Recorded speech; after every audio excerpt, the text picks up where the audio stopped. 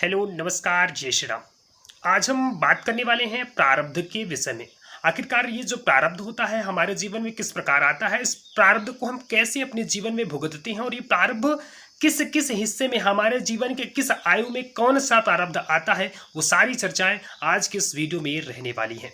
जैसा कि आप सभी को पता है कि प्रारब्ध क्या होता है, मैंने पिछली वीडियो में बताया था कि प्रारब्ध हमारे पूर्व जन्मों के अच्छे या बुरे कर्मों का फल ही है। प्रारब्ध जो आज हमारा जीवन है वो हमारे पूर्व जन्मों का ही परिणाम है। आज हमारे साथ जो भी चीज़ें अच्छाइयाँ या बुराइयाँ या सुख या दुख जो भी होता है ये हमारे अच्छे या बुरे कर्मों का फल है, यही प्रारब्ध होता है।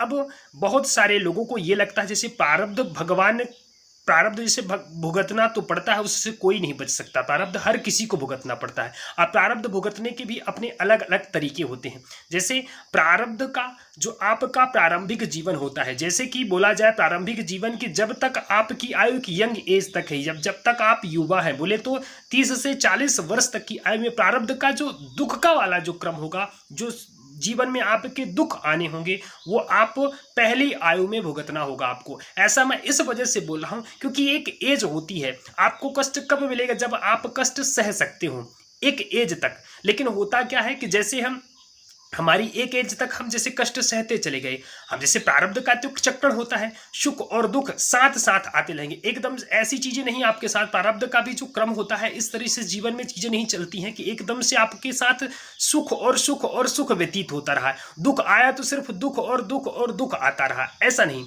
कहीं सुख कहीं दुख, कहीं सुख कहीं दुख। लेकिन जैसे ही आप भगवान की भक्ति से जुड़े रहते हैं तो जो ये दुख होता है ना, वो कब निकल जाए, वो किस तरीके से कितना सा बड़ा दुख वो छोटा होके निकल जाता, आपको पता भी नहीं चलता। वो क्या होता है, प्रभु की भक्ति से।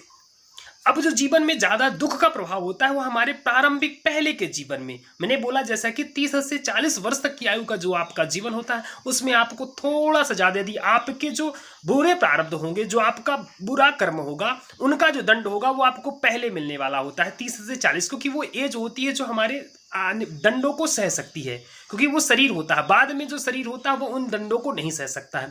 बहुत सारे लोगों को रहना होता है कि बहुत लोगों की ऐसा होता है कि उनको प्रारंभिक जीवन में भी कष्ट और उनके अंतिम जीवन में भी कष्ट होता है। तो हो सकता है उनके पूर्व जन्म में ऐसे कर्म रहे हों। बहुत सारे लोगों की आपने लाइफ ऐसी देखी होगी कि पहले का जीवन जरूर कष्ट में व्यतीत होता है, लेकिन आने वाले समय में जैसे उनका अंतिम क्षण आता है या फिर उनके एक आयु तक एक अलग ही उनको अलौकिक आनंद, एक अलौकिक सुख प्राप्त होने लगता है। धीरे धीरे ऐसी वो लाइफ में तरक्की कर जाते हैं। पहले तो लाइफ में स्ट्रगल करते रहते काफी सारा, लेकिन एक अलग समय आने के बाद एक अलग जीवन में सुख की ओर तरफ चले जाते हैं। क्यों? क्योंकि उनके जो दुख रहे हैं वो पहले जो प्रारंभिक जीवन था उसमें वो दुख कट चुके हैं। तो इस वजह से ये होता है, दुख और सुख एक भगवान का एक, जैसे आप इस समय एआई चल रहा है ना, वो एआई सिस्टमैटिक टूल पे काम करता है। तो कभी किसको सुख कभी किसको दुख दे रहा है, वो एआई ऑटोमेटिक वर्क करता है। वो आपको कब कष्ट कब सुख वो सब जनरेट करता रहता है। लेकिन ज़्यादातर जो आपकी दुख भरी जो चीज़ें होंगी वो आपको प्रारंभिक जीवन में, पहले जीवन में मिलने वाली हैं। जैसे आप 30 से 40 वर्ष तक की जब हम अपनी आयु होती है तब वो चीज़ें आपको पहले भुगतनी पड़ती हैं। ऐसे ये जीवन का क्रम चलता रहता है और इस जीवन के सुख और दुख के क्रम को कोई नहीं टाल सकता। जो अपना प्रारब्ध है उसको भुगतना ही पड़ेगा। उसको कम या ज्यादा असर प्रभु की भक्ति से ही किया जाता है। प्रभु की भक्ति एकमात्र ऐसा साधन है जिनसे प्राणी बच सकता है, पूजा पाठ जतन करके, प्रभु की शरण में जा करके, कि उनसे ही वो बचा सकते हैं। क्योंकि प्रारब्ध भुगतना ही पड़ेगा, उससे कोई नहीं, चाहे हमारे अच्छे कर्म हो या बुरे कर्म हो।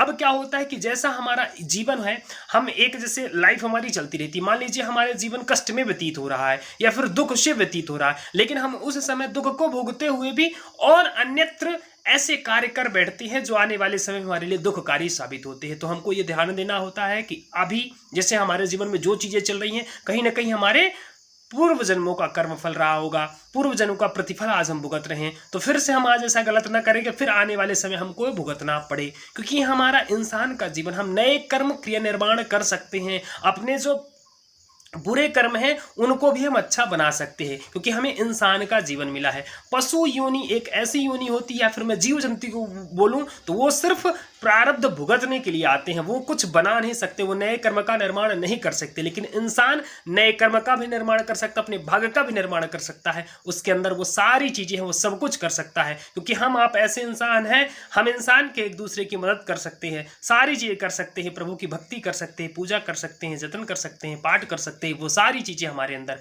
हम सब कुछ कर सकते हैं। तो वो हमारे अंदर चीजें, वो सिर्फ इंसान ही है जो अपने प्रारब्ध को बदल सकता और कोई नहीं है। तो इस वजह से ये ऐसा जीवन है, इसको समझने का प्रयास करिए। इसमें सारी चीजें हैं, सुख दुख से घबराइए नहीं, इसको भुगतना पड़ेगा। ये हमारे पूर्व कर्मों का फल है, इसमें भगवान की कोई गलती नहीं है। न भगवान किसी को सुख, न भगवान किसी को दुख देते। हमारे जो पूर्व कर्मों के फल है वही हम आकर के यहाँ भुगतते हैं।